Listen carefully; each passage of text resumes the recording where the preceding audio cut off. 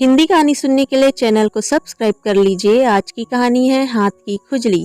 आज सुबह सवेरे जब लाला मुंशी लाल उठे तो उनकी हथेली खुजलाने लगी। पहले तो उन्होंने ध्यान न दिया, शायद इसीलिए हथेली में दोबारा खुजली हुई। सुबह सुबह नींद से उठे थे लाला ने दोबारा हथेली में खुजली महसूस होने पर उसे खुजला दिया। अरे रे अरे, यह क्या कर रहे हो सुबह से? सेठानी के हाथ से चाय का प्याला छूटते छूटते बचा। लाला एकदम घबरा गए। क्यों, क्या किया मैंने? लाला मुंशीलाल थोड़ा चौंक कर बोले, अजीब आदमी हो, सुबह सुबह दाहिने हाथ की हथेली खुजला रहे हो और तुम उसे खुजलाकर उसका फल मिटा रहे हो।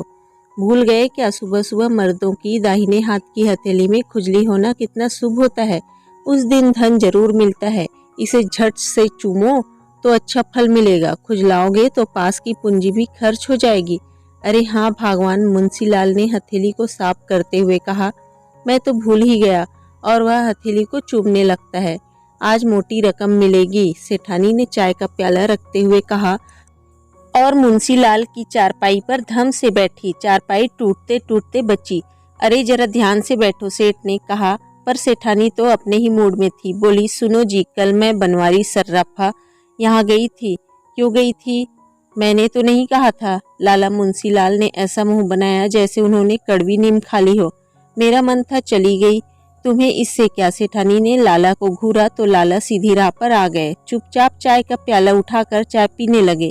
सेठानी ने अपने चेहरे से गुस्से का भाव हटाया, फिर प्यार से मुस्कुरा कर बोली, मेरे साथ सेठ मोहनलाल की बहू भी गई थी। उसने एक हीरो का हार खरीदा।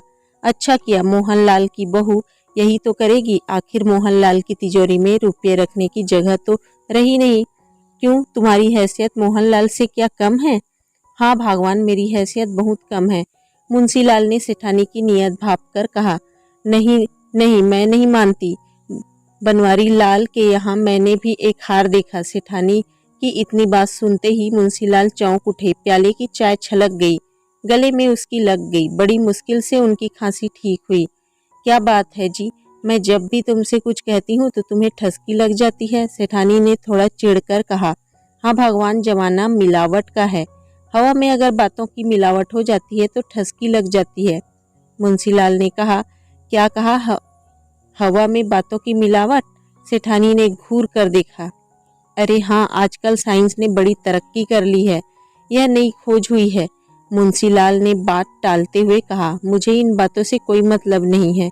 सेठानी जरा मुस्कुरा कर बोली, बनवारी की दुकान पर हीरो का एक हार मैंने भी देखा, उसे गले में पहना भी। सच कितना सुंदर लग रहा था मेरे गले में कि बस हार वार के लिए मेरे पास रुपया नहीं है। मुंशीलाल ने झट बात को काटते हुए कहा, लो, सवेरे से हथेली खुजला रही है और कहते हो रुपया नहीं है। सेठानी मुस्कुराकर बोली, सिर्फ 50,000 ही तो मांग रही हूँ। क्या मैं इतनी सुंदर नहीं कि 50,000 का हार पहन सकूं?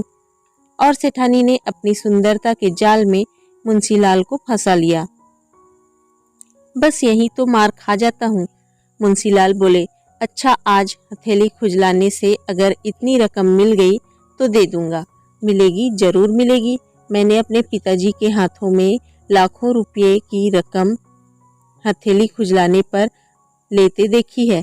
सेठानी बोली, वाह, अगर लाख रुपए मिल जाए तो मजा आ जाए। मुंशीलाल की आंखें चमक उठी। मिलेंगे, जरूर मिलेंगे। सेठानी बोली, मर्दों की दाहिने हथेली में खुजली होना बहुत शुभ होता है। तो फिर शाम तक इंतजार करो, दुकान से लौटकर तुम्हारे मन की मुराद पूरी कर दूंगा, लाला ने कहा।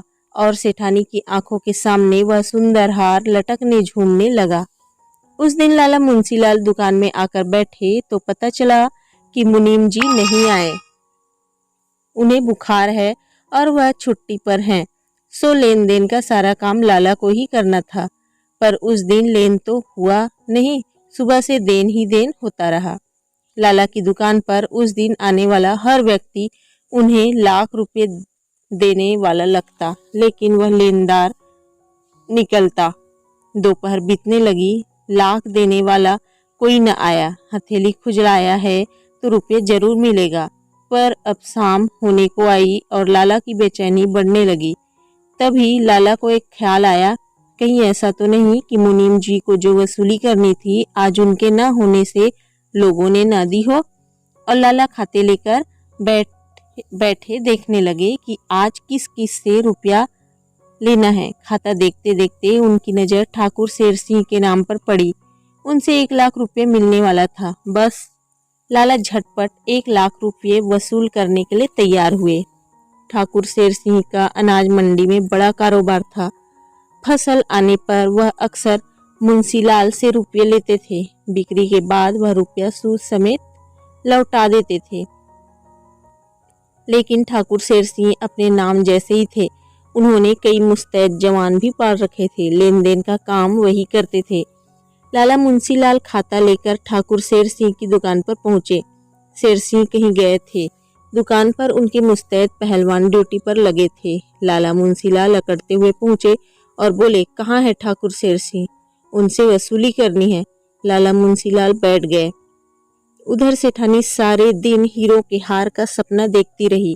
हथेली खुजलाने के चमत्कार पर उन्हें बड़ा विश्वास था। जाहिर है उन्हें हीरो का हार मिलने का भी पूरा भरोसा हो गया था। बस सिर्फ लाला मुंशीलाल के घर आने का इंतजार था। शेर सिंह के एक कारिंदे ने बताया कि ठाकुर साहब तो कहीं काम से गए हैं, लेकिन 1 लाख रुपये जो कल देने थे वह कौन देगा? उस पर तो दिन का ब्याज भी चढ़ गया। सेठ जी, जहाँ तक मुझे पता है रुपये तो कल ठाकुर साहब ने भिजवा दिए थे। कारिंदे ने कहा।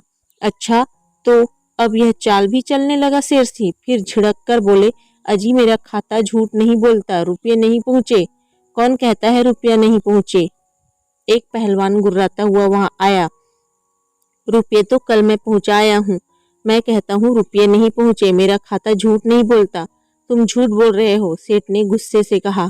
तू झूठा है, तेरा खाता झूठा है, पहलवान ने कहा, और इसके बाद दोनों में तू मैं होने लगी। सेठ मुंशीलाल तो लेनदार थे, सो शेर से भी न डरने की हिम्मत थी।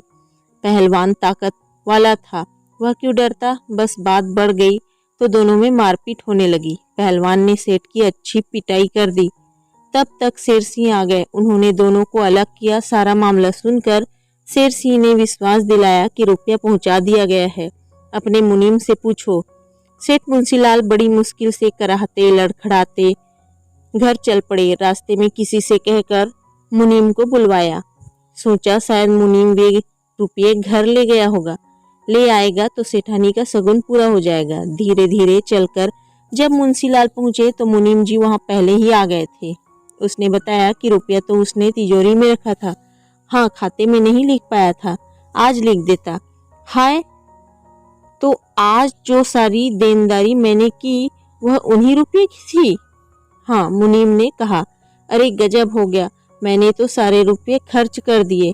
अब सेठानी तुम्हें हीरो का हार कहाँ से दूं? मुंशीलाल बोले। यानी तुम्हारी हथेली यूं ही खुजलाई थी? दुखी होकर सेठानी बोली। उसका नाम ना लो भगवान, आज तो लगता है पहलवान की हथेली भी खुजलाई होगी, तभी तो उसने मेरा यह हाल किया है। हाय हाय, सेठ कराहने लगे। तेरी हथेली के चक्कर में मैंने तिजोरी के 1 लाख रुपए भी खोए और मार भी खाई। कान पकड़ता हूँ जो फिर कभी तेरी इन बातों पर भरोसा करूं। सेठ मुंशीलाल फिर से चोटों को सहलाकर कराहने लगे।